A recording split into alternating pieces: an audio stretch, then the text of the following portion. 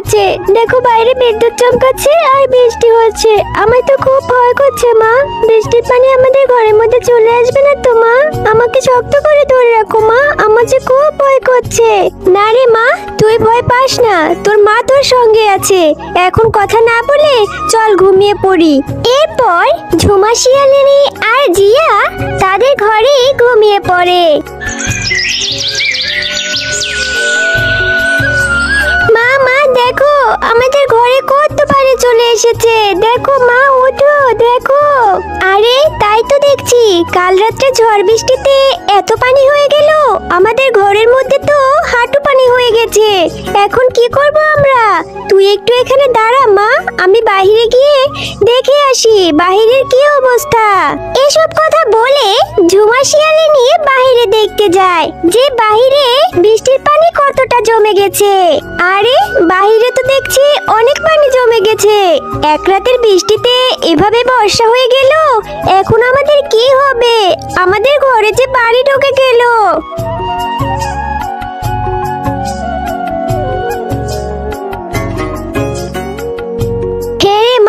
এক রাতের বৃষ্টিতে বাইরেও অনেক পানি জমে গেছে। এখন কি যে করব, আমি তো কিছুই ভেবে পাচ্ছি না। বাইরেও পানি জমে গেছে মা, তাহলে আমরা থাকবো কোথায়? আমাদের ঘরে যে কত পানি ঢুকে গেছে, আর একটু হলে তো আমাদের বিছানায় পানি চলে আসবে। আমরা কোথায় থাকবো মা? আর এই পানিতে কি আমি মাছ ধরতে পারবো? মারে, মাছ ধরার চিন্তা পরে কর, আমি যে এখন অসহায় হয়ে পড়লাম। আমরা এখন কোথায় থাকবো? আমাদের ঘরে এইভাবে পানি ঢুকে গেল। আচ্ছা মা, আমরা তো আমাদের ঘরের চালে আশ্রয় নিতে পারি। চলো মা, আমরা গিয়ে আমাদের ঘরের চালে থাকি। থাকার মতো একটা ব্যবস্থা তো হলো মা, কিন্তু কাল রাত থেকে যে আমি তোকে কিছুই খেতে দিতে পারিনি। এখন তোকে আমি কি খেতে দিব? এই বর্ষায় কারো বাড়িতে তো যাওয়ারও কোনো উপায় নেই। এখন তোকে আমি কি যে খেতে দেই? ও মনে পড়েছে, ঘরে তো একটু শুকনো মুড়ি থাকার কথা।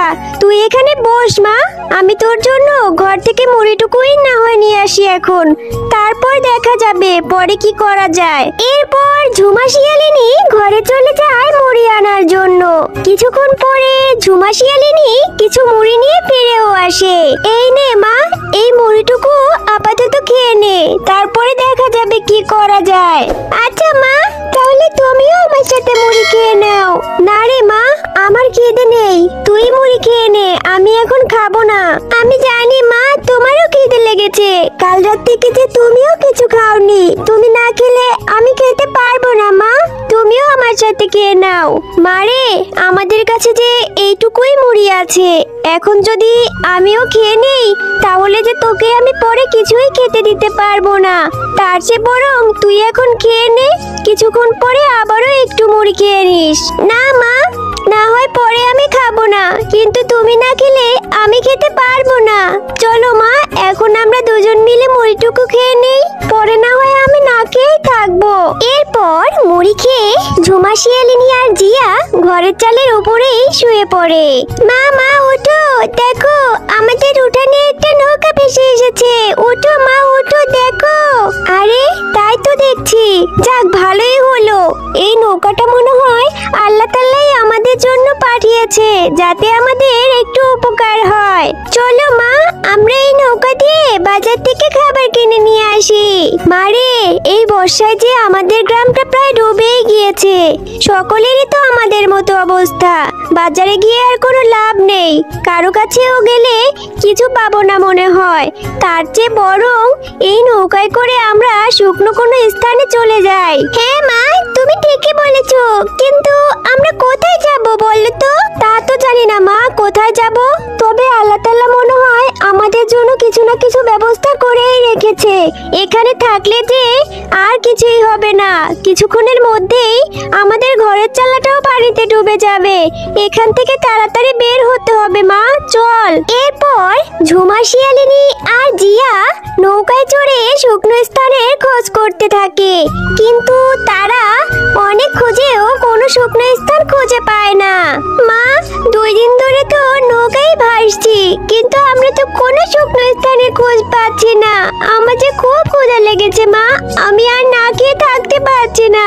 এখন আমি কি করব বলো মা, আমার যে খুব কষ্ট হচ্ছে।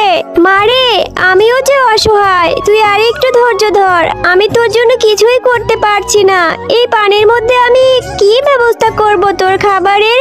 তুই আরো একটু ধৈর্য ধর মা, দেখি কি হয়। মা মা, ওই তো দূরে একটা দ্বীপ দেখা যাচ্ছে, চলো মা ওইখানে গিয়ে দেখি কি হয়। ওই দ্বীপে গেলে হয়তো আমরা ফলমূল কিছু পেতে পারি। চলো মা, গিয়ে দেখি। তাড়াতাড়ি চলো, আমার যে খুব ক্ষুধা পেয়েছে। এরপর ঝুমা শিয়ালিনী আর জিয়া মিলে সেই দ্বীপের উদ্দেশ্যে চলে যায়। আর দ্বীপে গিয়ে দেখে দ্বীপটা অসম্ভব সুন্দর ছিল। মা মা, দেখো এই জায়গাটা কত সুন্দর। এটা কোন জায়গা মা? মারে, এটা কোন জায়গা তা তো আমি বলতে পারবো না, তবে সত্যি এই দ্বীপটা খুব সুন্দর।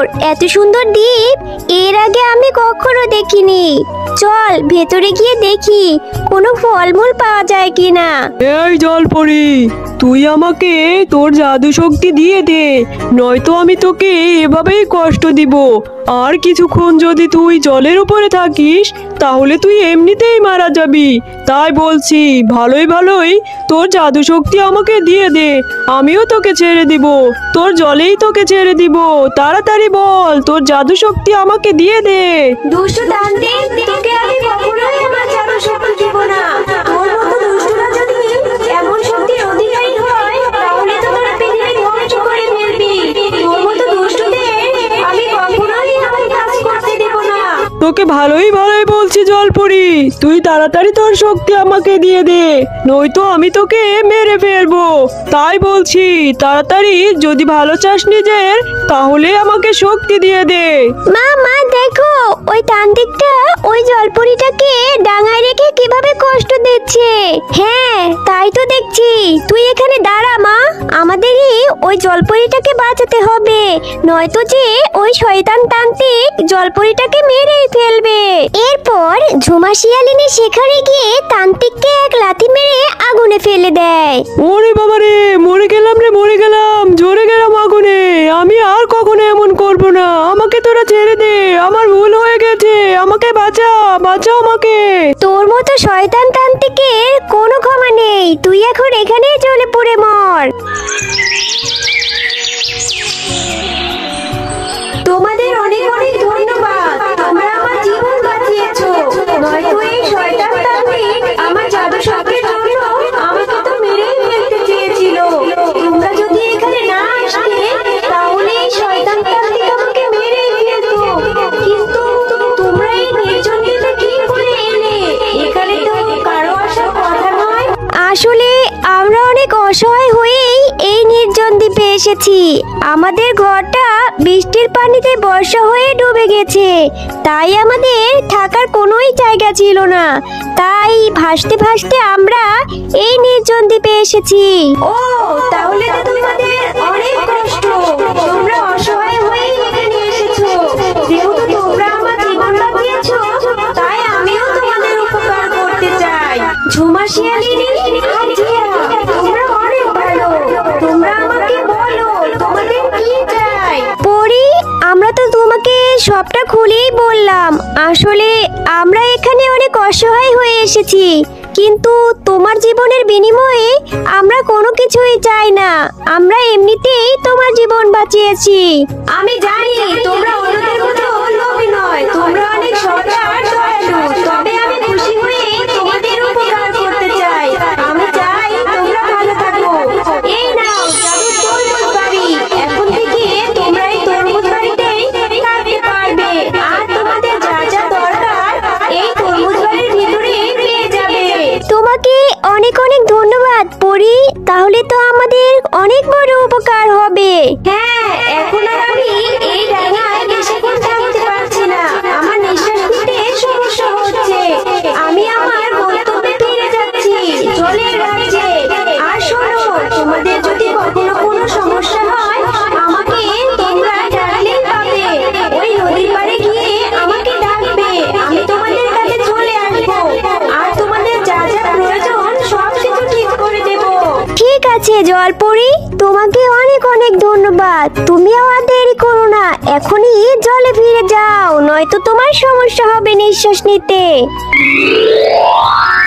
মা মা, এখন থেকে আমরা এই তরমুজ বাড়িতে থাকতে পারবো।